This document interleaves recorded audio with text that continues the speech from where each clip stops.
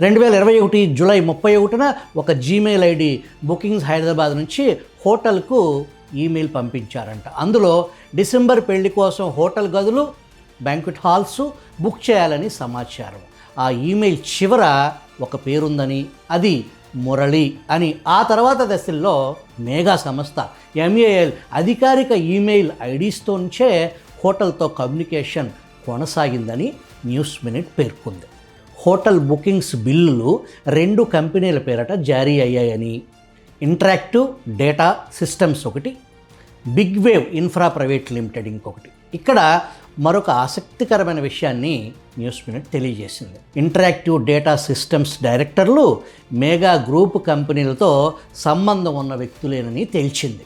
December 20న Taj Falaknuma ప్యాలెస్లో 70 మంది అతిథులకు ప్రత్యేక డిన్నర్ ఏర్పాటు చేస్తే ఒక్కొక్కరికి 16,520 చొప్పున ఖర్చు.